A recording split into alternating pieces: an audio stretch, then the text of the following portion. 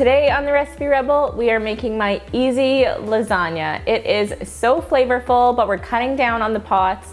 It's make-aheadable, freezer-friendly, and the whole family loves it. We're gonna start by making our sauce. So to a great big pan, we're gonna add our ground beef. So I have 5 mild Italian sausages here. You can use the spicy ones if you like. I have just pulled the casing off and I'm gonna crumble them up in the pan. Now to our meat, we're gonna add our seasonings. Because we use the Italian sausage, we don't have to add a lot. We're gonna add some garlic, salt, and Italian seasoning. Lastly, for our sauce, we're going to add 1.5 jars of just a jarred pizza or tomato pasta sauce and a little bit of water.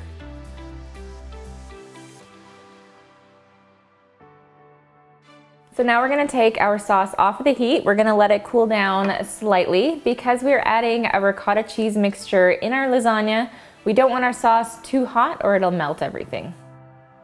So to a bowl, we're gonna add our ricotta cheese,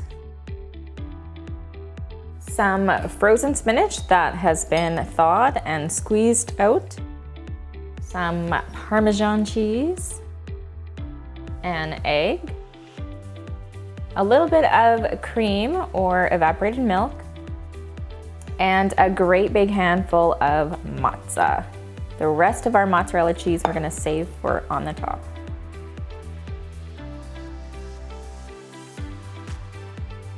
Now we're going to assemble our lasagna. So I have a nice big 9x13 baking dish here.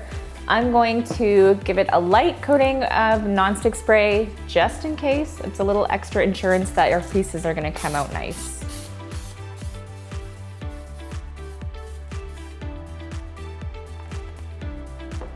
Now I always start with a thin layer of meat sauce, just so that your noodles don't stick to the bottom.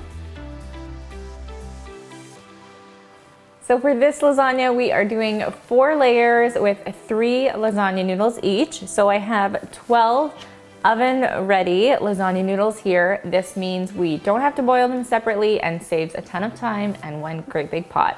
I'm gonna start by laying 3 noodles on top of our meat sauce.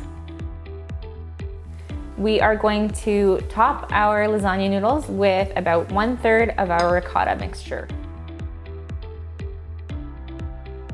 After we have spread out our ricotta mixture, we're gonna top with meat sauce and then we're back to the beginning. We're gonna repeat 3 times for a nice thick lasagna. On our top layer of lasagna noodles, we're gonna put just the rest of our sauce. I like to keep the ricotta mixture just to the inside layers.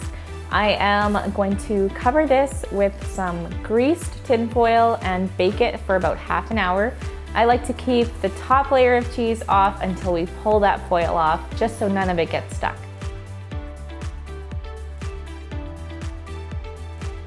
So now we're going to put our lasagna back in the oven for 10 or 15 minutes, just until the cheese is melted and it's looking nice and set.